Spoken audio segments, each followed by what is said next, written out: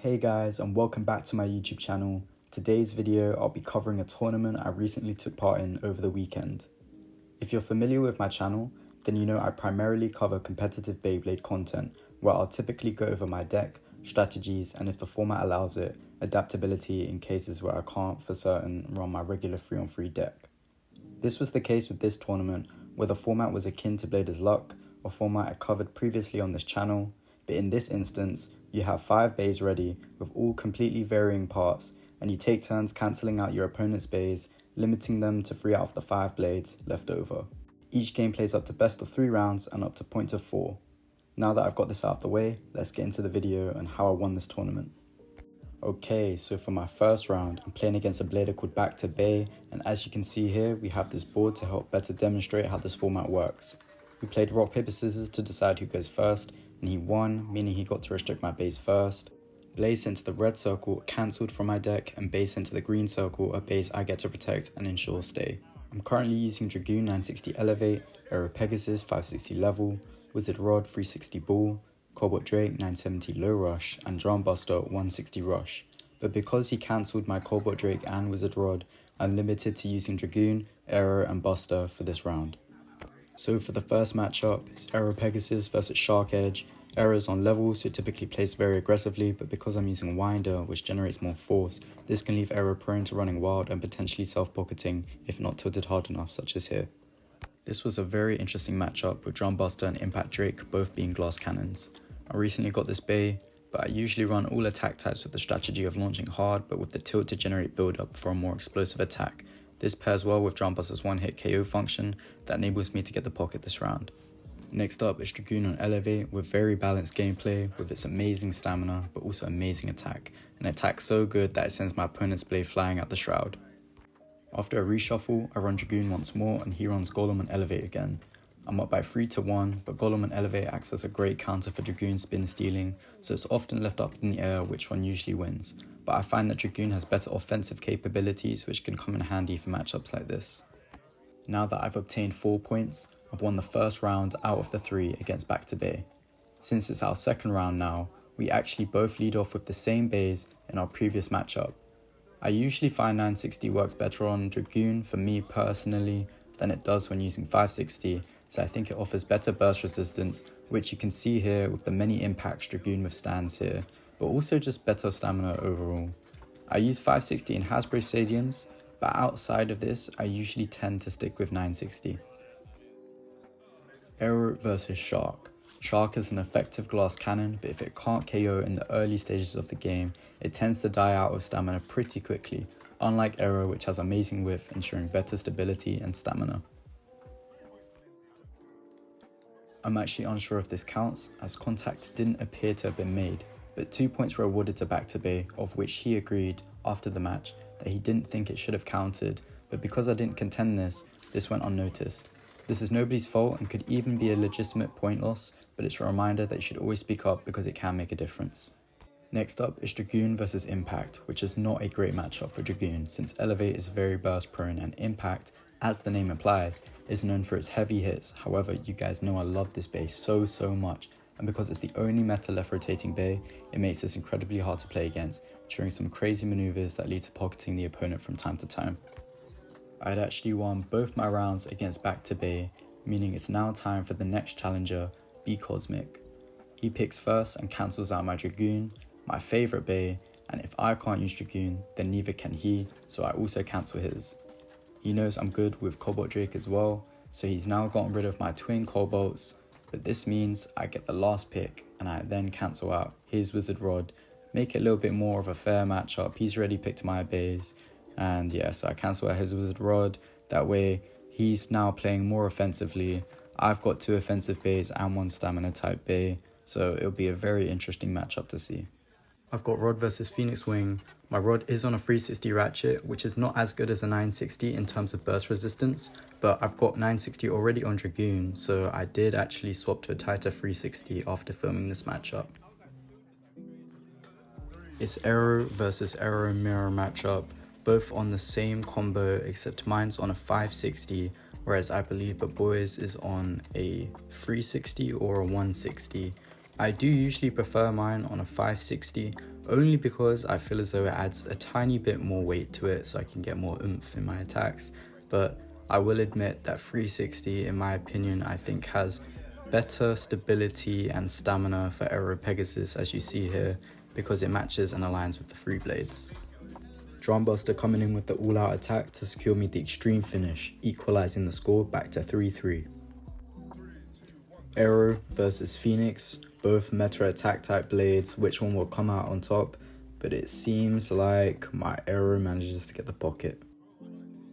After winning the first round, my opponent switches the side of the stadium, which, as you already know, I have a preference towards the extreme line side as opposed to the B side, but because I'm not as good on this side, I have been practicing a lot more. I'll admit that 960 works best on Wizard Rod, but because I already have it on Dragoon, I'm not willing to exchange them, so after this was filmed, I did actually swap my 360 to a Title 1 to minimize bursting. At this point, it was 2-1 to B Cosmic, and so I thought I could get a cheeky extreme finish with Buster, but it just kept missing all its hits, which ends up draining stamina like crazy, so I do actually end up, I think, losing this one, because I just couldn't get enough power to like generate any attack to actually like knock it into a pocket or extreme finish it or anything. It is now 3-1 to B Cosmic, and although my Rod does burst a lot, this doesn't undermine how good Rod is, especially in comp play, and its wide blade is itself a great defense against oncoming attacks, which will make it easier for me to maintain spin power from time to time, ending matches in spin finishes, and bringing me to a score of 3-2, me just gaining one more extra point on a spin finish. I launched this blade like a madman because, as you can see, Aero's recoiled off the stadium and just constantly charging up an attack that gets me an extreme finish, winning me the game. And so after banishing my opponents to the Shadow Realm, I'm up against Ollie, who I haven't actually seen too much of in this competitive circuit, but I do know that he does, or at least did, frequent these events in the past. I just haven't played against him personally, as I'm still new to the competitive scene, but just because I'm new doesn't mean I'm a newbie, so I ban his Dragoon because I know how good that is, all while saving my own in the process. He bans Rod and Pegasus, leaving me with Dragoon, Drake and Buster, and this is actually my favourite team to run as it's my all dragon deck. And I did actually ban Whirlwave because out of the remaining 3 in his deck, it is the one I have the least knowledge on facing, and you know what they say, when in doubt, kick them out, but also literally nobody runs Whirlwave, and those who do are usually cracked with it, so I had to get it out. But anyways, it's my Dragoon versus his Aero, and not gonna lie, I was feeling confident about this matchup until I looked away literally for 1 second and see my Dragoon flying into the pocket, bro. Now it's Buster versus Buster, but mine's painted, so I got extra swag points. Plus, I'm running mine on 160, which has more power, whereas his is on 760, which I'd imagine would drain stamina quickly, just because of how top heavy it is, as you can see right here. People underestimate Cobalt Drake because of its shape, but if you know how to use it, it can be a deadly weapon. Since I can't use 960, it's on 970 paired with low rush to give it the height it would have been if on 960 rush. However, because the ratchet is a 70 height, it has better weight distribution than if it really was on 960 rush. After winning this matchup, it's now 2-2 and time for a reshuffle where we lead off with the same bays and my Drake actually ends up getting an extreme finish. People are really sleeping on Cobalt Drake and Clear Drake. So I beat Ollie 4-2, meaning it's time for our second match, as it is best out of 3. Aero Pegasus on level is a great counter to Dragoon on Elevate, showcasing how even though it is a dominating meta build, it is far from being as groundbreaking as Wizard Rod was. As unlike Rod, which birthed Dragoon E as its only primary counter, Dragoon has a variety of combos it can lose to, with Aero Pegasus on level being one of them, such that his Aero does end up outspinning Dragoon, giving him the lead by 1 point. Cobalt Drake on low rush has amazing attack power and also stamina. This bit really is great for this blade, which was notoriously too top heavy, so having a lower height bit gives it a lower center of gravity, of which it performs just so much better. It's 1-1, it's Buster versus Buster once more, and my 160 ratchet really is showcasing why it is the superior choice over 760, as it just constantly scrapes because of how top heavy it's now become. The score is currently 2-1 to me, and it's Dragoon versus Tyranno Beat, which has always been one of my personal favourite matchups, as I really like Dragon versus Dino battles. And Dragoon, since it's a left spin Beyblade, it's so great at destabilizing beys by constantly knocking them over and over again, hitting their weak spots, causing opposing beys to scrape against the stadium, and to top it all off, Dragoon just has amazing life after death, which helps in outspinning beys, giving me the 3-1 lead. It's my Buster versus his Aero Pegasus, and because Buster's got such an odd shape, and because I'm running it on a 160 ratchet, it does actually jump into the pocket, but then jumps out, but then runs out of stamina. Next up is Cobalt Drake versus his Drum Buster, and to win this, all I really need to do is secure 1 point with a spin finish, and luckily for me, he's using Drum Buster, which has an odd shape, so it doesn't have the greatest stamina, so I do actually manage to outspin him here, meaning I've now won 3 matches in a row. After winning my 3 matches, I'm now faced against Solocal, otherwise known as Richard, who's genuinely a scary blader to go against, as he's currently ranked 3rd on the bbx.gg leaderboard. And looking at our lineups, we have almost identical blades, but it's my turn to finally go first, so I start off with banning his Aero Pegasus, as I noticed he wasn't running Dragoon on Elevate. Dragoon without Elevate isn't that great. I see he protects his Wizard Rod and then bans my Aero, so I follow by protecting my Dragoon and banning his Phoenix, leaving him with Dragoon, Whirlwave and Wizard Rod. His Wizard Rod on Underneedle is arguably a better combo than Rod on Bull, as I feel like it just has a little bit more stamina, so I fear that the most. And after banning my Drum Buster, I'm now left with Dragoon, Rod and Drake. Wizard Rod on Underneedle is a great counter to Dragoon on Elevate, hence why I anticipated he would lead with this, and the reason why I didn't lead with my Dragoon. And although Rod on Underneedle can counter Rod on Bull, which is what I threw out, Underneedle can easily be destabilized, so I did reverse dash to generate more force in hopes it would tilt his bey, leading him to tip over and scrape, which is partially what I'm banking on in hopes of obtaining a spin finish on him. Although my reverse X dash didn't directly manage to tilt him over, my hits do land him on the X rail occasionally, draining his stamina, which will inevitably cause him to tilt regardless. My Wizard Rod didn't fail me, and this puts me in the lead with 1-0. It's Dragoon versus a Dragoon matchup, and he ran his on a very aggressive bit. I believe he ran it on low flat, but it was behaving way more like Quake, with it hopping all over the place. And although I couldn't spin steal off of him now, Elevate still provides way more stamina than low flat, so I just have to endure hits long enough for him to run out of momentum. Next up are our heavy hitters, Cobalt Drake versus Whirlwave, but it doesn't seem like he tilted hard enough as he self-extremes, giving me the first match out of the best of 3. It's time for a rematch, and Whirlwave has an insane weight to it, leading it to have high recoil hits that almost extreme me, slight of me hitting the wall and evading an early loss. My Drake quickly recovers upright, whereas his Whirlwave is scraping against the stadium, leading me to win with a spin finish, putting me ahead with just 1 point.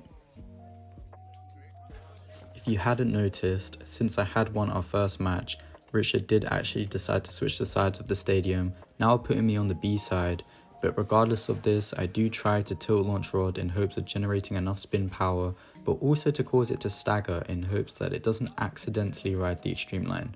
But this will be a tricky matchup for me, regardless of my tactic, as Richard is using Rod on Underneedle, which firstly has better stamina than Rod on Bull, but secondly, Richard is also using a string launcher, which although doesn't generate more power compared to Winder, does have more stability, making it harder for me to destabilize him. He was smart to use a string launcher, as a string launcher will also ensure that he takes center of the stadium, making it even harder for me to push him onto the X-rail. However, he does destabilize me, giving him the point. I often find the leading cause of self-extremes is a lack in tilt in a launch, which you can see is demonstrated here when Richard loses the match. Now that I've gone undefeated, we've arrived at the finals with me facing off against Takashi, who even flew out to Japan for a 3-month training arc, playing against some of Asia's best bladers, and similar to Richard, we have a very similar lineup of beys. Launch techniques are essential to becoming a top blader, but understanding your opponent's playstyle is too. I know Takashi favors stamina type beys above all else, which is why I banned the 2 beys I believe to be the biggest problem to my team, Dragoon and Wizard Rod. I, on the other hand, do generally prefer balanced type Beyblades, which strengthen my skill in all areas, making me quite versatile. This is not to say Takashi is not a versatile blader, but because I know he favours stamina type blades, it gives me an edge over him right from the get-go. We both get to play on our preferred side of the stadium. I lead with Dragoon and he leads with Phoenix. Due to my combo utilising 960 as its ratchet, it held out on bursting, but although my Bey endured some heavy blows from Phoenix, unfortunately for me, it was unable to avoid his Bey's pathing and ended up getting pocketed. Since I throw out Drum Buster and he sends out Aero Pegasus, my only hope here is that I'm able to land some blows that will either fling him into pockets or get an extreme finish, as Drum Buster's strong point is far from its stamina. The pathing on Drum Buster kept straying to the side when it rode the X-Rail, meaning I was continuously missing Pegasus, giving him the 3-0 lead with a spin finish in the end. Next up, I throw out my Cobalt Drake and he ends up throwing out his Silver Wolf on Underneedle. And Silver Wolf is an amazing blade. I'd definitely put it up as an S tier blade in terms of stamina as well. It's just amazing. It's great at deflecting hits, as you can see right here. It reduces recoil on impact because of the free spinning blade underneath. And my blade ends up just tilting like crazy and losing to a spin finish, meaning now he has won that first match. But don't forget that this is best out of 3, so I lead with my Dragoon and he leads with his Aero Pegasus and I pocket him straight away. I then throw out my Cobalt Drake and he throws out his Phoenix, one of my favourite matchups, but I do manage to pocket him, so I have now won and equalised the score. So we both have 1 win each, and it's best out of 3. He then almost pockets me, but I just managed to jump out quickly, but then he bursts me, putting him in the lead with 2 points. Next up though, I throw out my Cobalt Drake and instantly I get pocketed, meaning he's won that first match, but because I went undefeated the whole entire day, I actually have 2 lives, whereas he only has 1 as he's lost previously. I went undefeated. We had to go through the process of choosing our bays and banning each bays again, and I decided to ban his Cobalt Dragoon and he ends up banning my Cobalt Dragoon too. I protect my Aero Pegasus as a result, he protects his Aero Pegasus too, and he then bans my Drum Buster, which leaves me with Aero Pegasus, Wizard Rod and Cobalt Drake. Solid lineup. And now I lead with Aero Pegasus and he sends out his Phoenix Wing. He does almost self-pocket himself but manages to jump out, but this definitely takes a toll on his stamina, and so when facing off against my Pegasus, especially on level, I can easily maintain stability, whilst his Bey, presumably on rush, seems to tilt heavily, leading to a 1-point lead to me. Once more, the heavy hitters are back. We have Cobalt Drake versus Aero Pegasus, and once again mirroring our last matchup, my Cobalt Drake knocks Aero into the pocket, but it does manage to jump out, but not without draining a chunk of its stamina. This was just enough to let me outspin him in the end, giving me 2 points over Takashi. Rod versus Silver Wolf, arguably the best stamina blades out at the moment. We are both similarly balanced in this regard, as although Underneedle does provide more stamina over Ball, Wizard Rod is rounder in shape, offering more deflection that also aids in wasting away at opponents' stamina. I do also think if any blade is to be placed on Underneedle, that it should be Rod as opposed to Silver Wolf, as Wolf's whole gimmick is its free spinning disc, but at such a low height is unable to fulfill this function. I don't personally own Wolf, but I would think that in theory it would render Wolf's deflection system redundant, but this mistake may actually be what gives me a bit of an edge over Takashi here.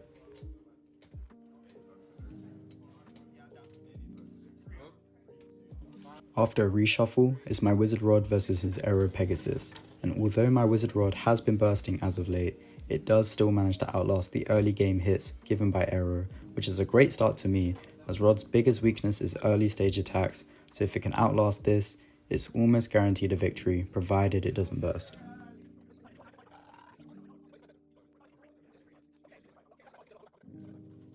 And I end things off with a spin finish, now putting me 4-0 in the lead, meaning it's time for the next round. For the next round, we both think similarly and lead with Aero Pegasus. I actually managed to pull off a tungsten or drop launch on him, generating a huge explosive attack, but it just so happened to send him recoiling off the stadium wall as opposed to into the extreme pocket as I'd liked. And because this huge charge up takes up so much power, it becomes clearly evident later on in the end stages of the game that I do not have the spin power left over to outstamina his Pegasus. Just like any competitive sport, Both he and I were feeling nervous, but maybe him more so than me as he self-pockets, which at the finals means 1 point to me. Next up is Wizard Rod versus Silver Wolf. As previously seen before, it's two S-tier stamina blades on meta builds facing off against each other, but Wizard Rod may have the upper hand with the reverse X-dash trying to destabilize Wolf. This can be made easier when you notice how Takashi is using a ripcord launcher, which leads to Silver Wolf behaving far more aggressively compared to the tame rod on needle that Richard was using earlier on string that was great at taking center. It's important to know when the right moment is to use ripcord, and personally, if I was using rod on under needle, I would opt to using a string launcher precisely for stabilizing my launch. Whilst Rod is more consistent in getting spin finishes, Phoenix, due to the nature of it being an attack type, has high risk but high reward with the potential to pocket or self-extreme that actually pays off for Takashi in this match.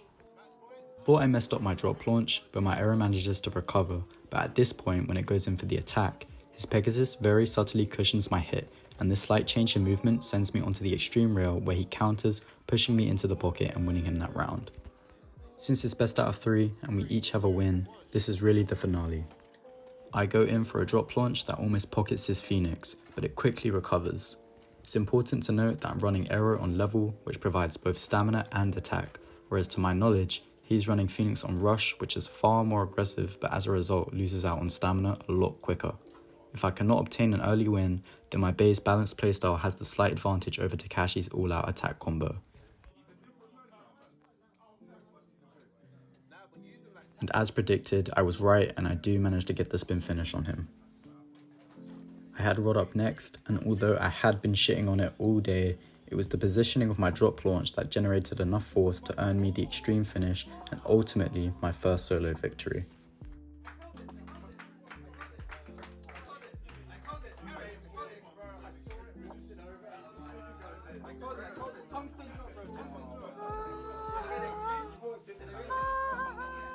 I earned a winner's slip which contained a cash prize, and soon after I went up alongside Ray, who had won the second tournament taking place that day, which you could see right here.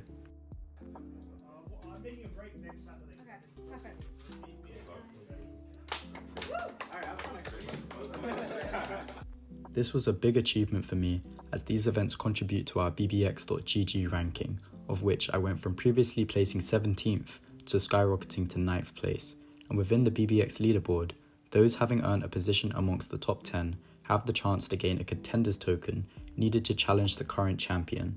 I'm super happy I made it to 9th place, and I'm not going to stop till I hit the top, so stay tuned for my journey, and if you enjoyed this video, please leave a like, subscribe, and drop a comment giving me feedback about what you liked or disliked about the video.